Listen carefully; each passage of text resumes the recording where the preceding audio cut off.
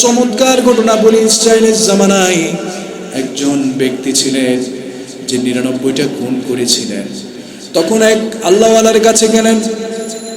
আল্লাহওয়ালার কাছে গিয়ে বললেন, বুজুর্গের কথা তিনি শুনলেন, অনেক মানুষের কাছে তিনি জানাজানি হলো অমুক জায়গায় একটা বুজুর্গ আছেন।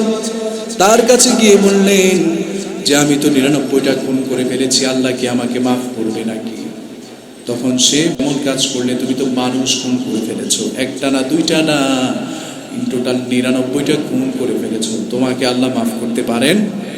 তোমার সাথে আবার কিসের কথা? তিনি গরম হয়ে গেলেন, নরম হলেন না, চরম গরম হয়ে তিনি কি করলেন, ওনাকে ধমক দিয়ে দিলেন।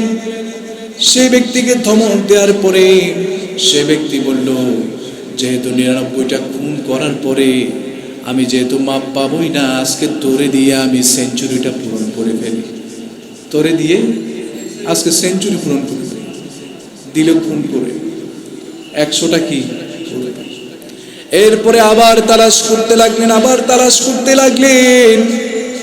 খোঁজ নিতে নিতে জানা গেল অমুক জায়গায় আরেকটি জায়গায় আরেকজন বুজুর্গ আছে। আবারও সে একই প্রস্তুতি, যদি কি উল্টাপাল্টা কি হয় তাহলে এটারও শেষ করে দেব। এরপরে চিন্তা করলেন এটাকেও আজকে শেষ করে দেব যদি উল্টাপাল্টা হয়। প্রস্তুতি নিয়ে গেলেন, গিয়ে জিজ্ঞেস করলেন, আমাকে বলে দিন, আমি তো আগে ৯৯টা খুন করেছিলাম, আপনার মতো একজন বুজুর্গকে পেয়েছিলাম, মানুষের কাছ থেকে শুনেছিলাম উনি নাকি আল্লাহওয়ালা ব্যক্তি। ওনার কাছে গিয়ে দেখলাম, ওনাকে বললাম যে আমি তো ৯৯টা খুন করেছি, ১০০টা খুন তো এখনো করি নাই, এই ৯৯টা খুনের জন্য কি আল্লাহ আমাকে মাফ করে দিবেন নাকি? তিনি বলেছেন, আল্লাহ আমাকে মাফ করবেন না, এই জন্য আমি ১০০টা খুন করে ফেলেছিলাম, ওনাকে দিয়ে সেঞ্চুরি পূরণ করেছিলাম। আজকেও প্রস্তুতি নিয়ে এসেছি, যদি আজকেও যদি শুনি যে আমি যদি কি না হই, মাপ যদি আমি যদি না পাই, রবের কাছ থেকে যদি আমি যদি কোনো মাপ না পাই, তাহলে আজকে আবার আপনাকে দিয়ে ১০১ করব, শেষ করে দিব। তাহলে এখন কে করবেন? নিজে চিন্তা করুন। সে আল্লাহওয়ালা ব্যক্তি চিন্তা করলেন, আয় হায় কেমন কথা, এই কেমন চিন্তা, এখন যদি আমি যদি উল্টা পাল্টা যদি উত্তর দিয়ে দেই তাহলে হয়তো আমার জীবন ওইখানে চলে যাবে, কিছু একটা বলতে হবে। তিনি বললেন, তুমি বসো, আমি দেখছি কি করা যায়। তিনি বিভিন্ন চিন্তা ভাবনা করে তিনি বললেন যে না, আল্লাহ তোমাকে মাফ করে দিবেন, তোমার ১০০ গুণও মাফ হয়ে যাবে। তুমি যদি রবের প্রতি ইস্তেগফার করো তাহলে তোমাকে রব মাফ করে দিবেন। তুমি সরাসরি রব যদি তোমাকে মাফ করে দেন, তুমি সরাসরি জান্নাতে চলে যাবে। দেখেন সেই ব্যক্তি তওবা করেছে কয় গুণের জন্য? কয় গুণের জন্য? ১০০ গুণের জন্য তিনি তওবা করেছেন। জোরে বলেন, কয়শো গুণ?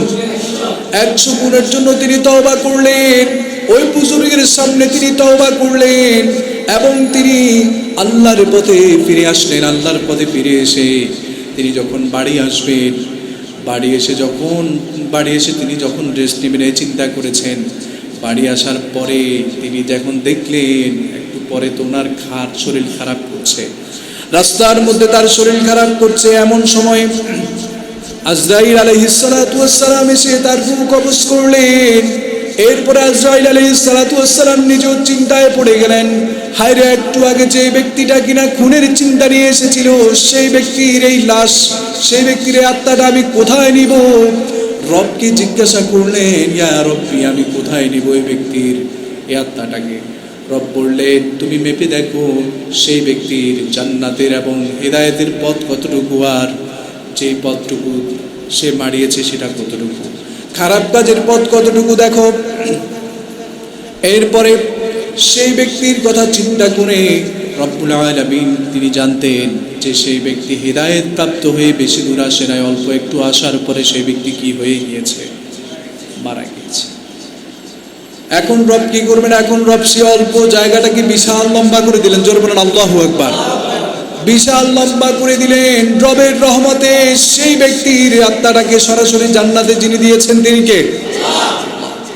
এই জন্যই বলছি রবের রহমত থেকে কেউ নিরাশ হয় না। এই জন্যই রব্বুল আলামিন সূরা জুমারের 53 নম্বর আয়াতে বললেন যে হে আমার বান্দাগণ, যারা নিজেদের উপরে জুলুম করেছো, তোমরা আল্লাহর রহমত হতে নিরাশ হইও না। নিশ্চয় আল্লাহ তোমাদের সমস্ত গুনাহকে মাফ করে দিবেন। তিনি হচ্ছেন দয়ালু, তিনি হচ্ছেন পরম করুণাময়।